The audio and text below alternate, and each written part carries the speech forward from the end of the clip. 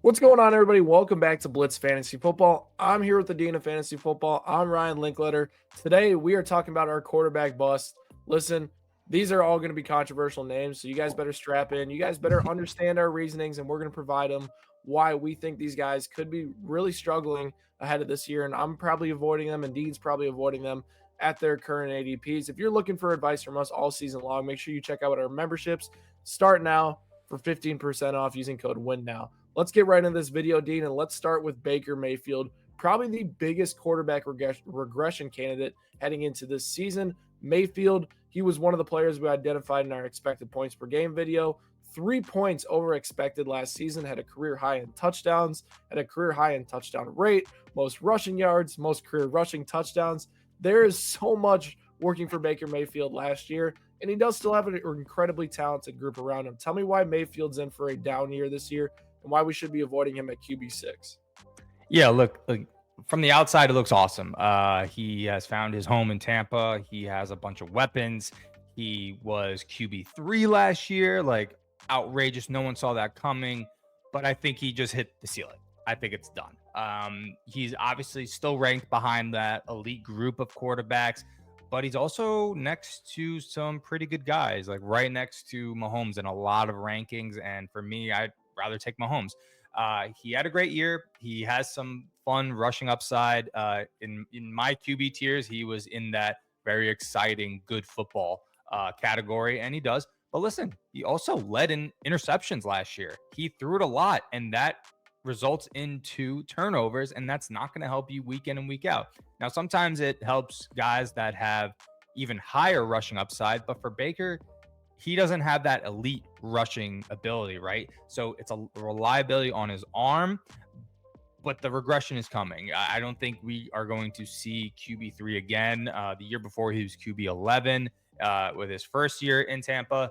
I think he's going to get back down to that kind of level to where he is a low end start for you in your leagues. I would not expect that top three finish again from him. Yeah, and the thing heading into last year was is this offense still had a good amount of talented weapons. Baker Mayfield was a player that went undrafted in 12-team leagues, was at the end of drafts in those drafts. And the expectation was, well, Baker Mayfield can't necessarily finish as a top 3 guy, right? Because he doesn't have rushing upside. He peaked in his rushing upside last year, and the passing volume and numbers were so good that he was one of the top quarterbacks in fantasy football last year. That's his ceiling. That is Baker Mayfield's ceiling. And we saw that last year. And now he's being priced for that ceiling right now at the quarterback 6.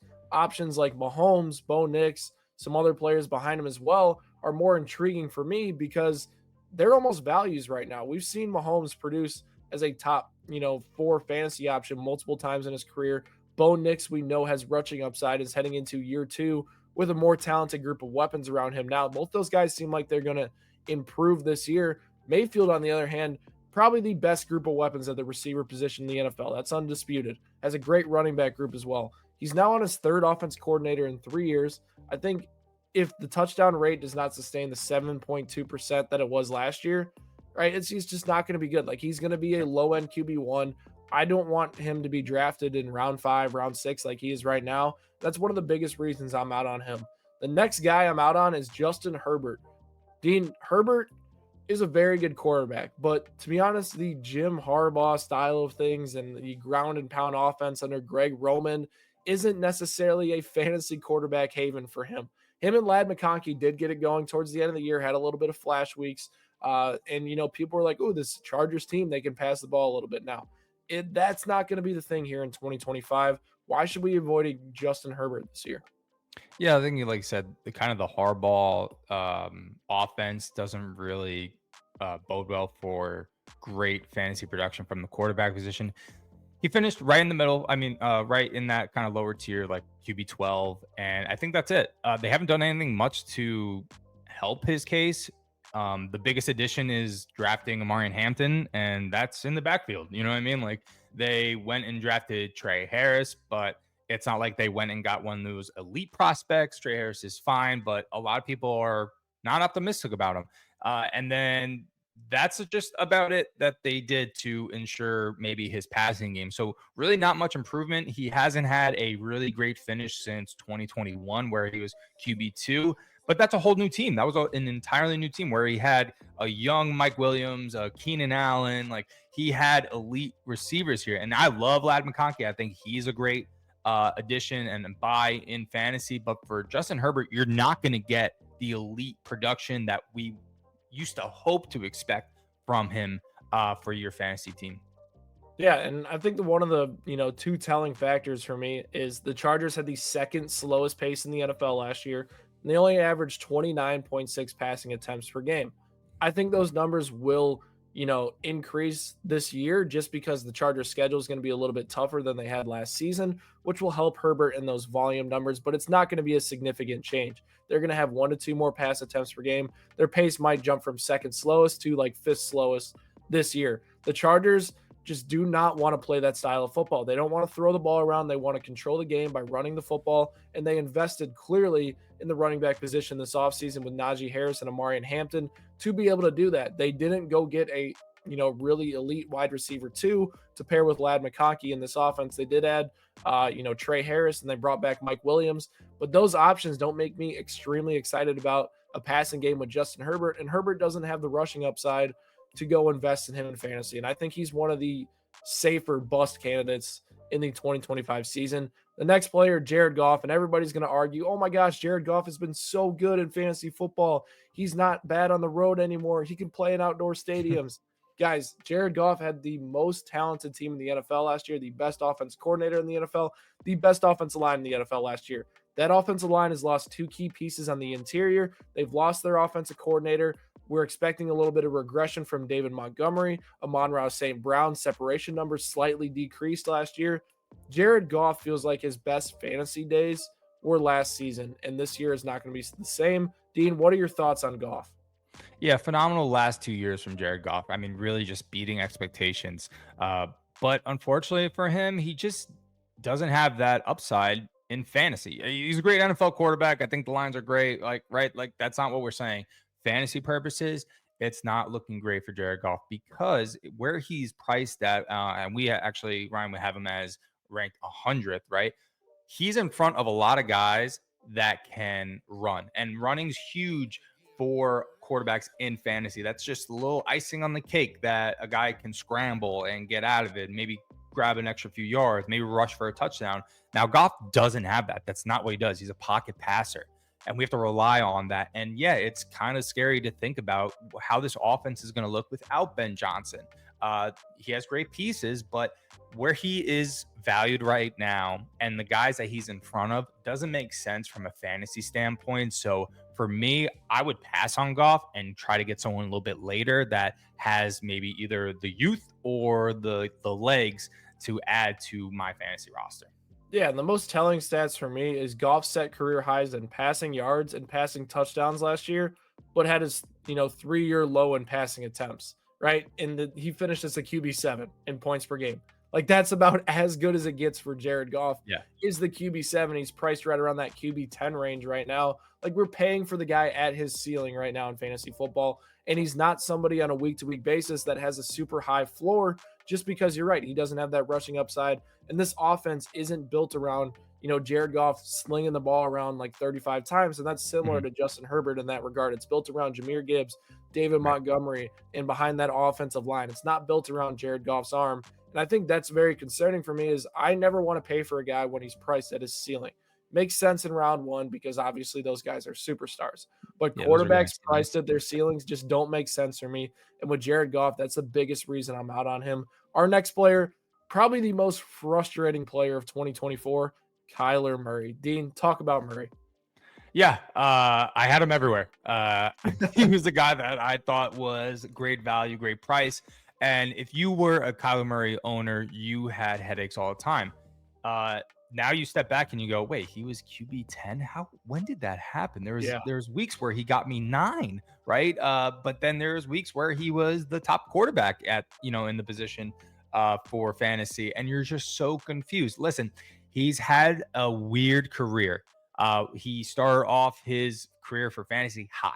QB7, QB2, right? Playing a full season. Then he just didn't play a full season for the next 3 years. Comes back. Last year was his first full season since 2020, excuse me. And he played 17 games, was QB10. But I think it's starting to do the decline because there was a lot of times last year where he could have ran and didn't. He did not mesh well with Marvin Harrison Jr. I have the optimism that it will work out, but it's you got to show me, right? Yeah. And for his price, he's around a lot of guys that one have more weapons, have a sexier offense, if you will, because the Cardinals just changed their identity to where this was a team that put up a lot of numbers and just would keep fighting back, right? Their defense wasn't there, but now it's struggling to score points sometimes. So for Kyler Murray, doesn't look great, and his strength of schedule is right at the top there. For 2025, I think I want to clean my hands of Kyler Murray. Here's the official numbers on his, weird season last year. He had 4 games over 25 plus points. Awesome, right? Yeah. And then he had 12 or fewer points 5 times last year. Like, I understand the guy finished as the QB10 last year, and you're like, oh, looking at it, like Kyler didn't have a bad year. When you finish with 12 or fewer points at the quarterback position 5 times, that puts you in a horrible spot to win the week. And with Kyler Murray, it's not necessarily about like the player himself. I think Kyler is a fine player. His rushing upside's nice. He's an intriguing fantasy option, just like he's been since his rookie season. But it's just he's so volatile at a position that needs consistency and stability. If you are rolling out there and relying on a quarterback that can get you under 12 points or over 25 on a weekly basis, that is not a great strategy at the quarterback position. You need a guy that can provide you a consistent, steady 18 to 22 points per game. And obviously, you'd love to have a guy like Josh Allen, Lamar Jackson, those upper tier options. But if you aren't drafting those guys, getting a guy that's going to be consistent while you have a positional advantage at other positions in your draft, you need a guy that's going to be consistent. If you draft a really solid team, but you have a Kyler Murray player at the quarterback position, he gets you a dud, that loses you a week, and it sucks. Sure And you just feel like you can't consistently win with Kyler Murray as your quarterback. It's nothing against the player. It's more about the volatility with Drew Petzing's offense, and it has me concerned considering the fact this Cardinals team made no significant additions on the offensive side of the ball. Dean, our final player here, Justin Fields. Tell me why we should avoid Justin Fields and convince me, because I have been on the train where I'm okay with Fields right now. Listen, I think the hype is getting too much. Yeah. In the offseason, I said that he would be a great sleeper. I think that caught fire too much to where he is flying up these draft rankings, and it's like not even a sleeper anymore. And people expect this production out of him. And listen, it's great. He has incredible legs. He's a great runner. He elevates tight ends to a degree that is incredible, but he doesn't give it anywhere else. As of right now, we have him in a grouping, I believe. Do you have it, Ryan? QB 13 for us. He is grouped QB right around Caleb Williams, Brock Purdy, Dak Prescott, Jordan Love, CJ Stroud, Drake May's behind him as well, Trevor Lawrence, some other options mixed in there as well behind him.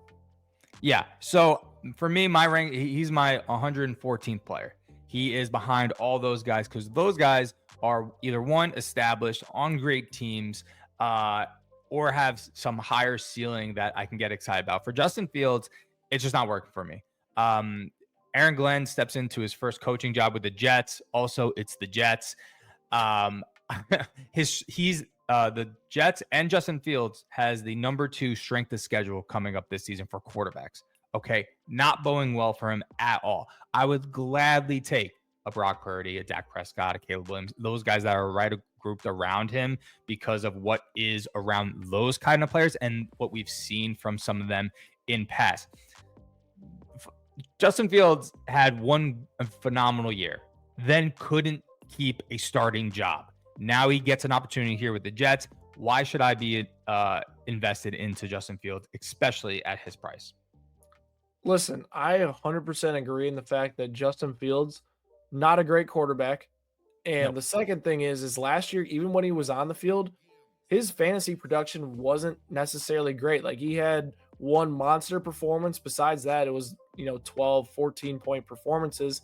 Partly, I think it was due to Arthur Smith not necessarily calling a Justin Fields type game plan. But who knows that in New York that they're gonna, call a game plan where Fields can run the ball like he needs to in order to be viable in fantasy football. The Jets passing offense is not going to be good outside of targeting Garrett Wilson. They don't have the weapons to be consistently good. And that has me concerned. I'm not going to go as far and say he's going to be a bust like you are. I am going to say that Justin Fields has concerns that I think we are overlooking right now because the rushing upside is so intriguing with him being guaranteed a starting position. Yes, I can understand the hype. Yes, I can also understand him being a bust, and he's probably going to be the most controversial player in fantasy football heading into 2025. All in all, though, these are our 5 quarterback busts that you guys should be avoiding. If you guys are looking for live draft help, personalized articles from me and Dean all season long, make sure you check out our memberships down below. Hit that subscribe button for more Blitz fantasy football content, and we'll catch you guys next time.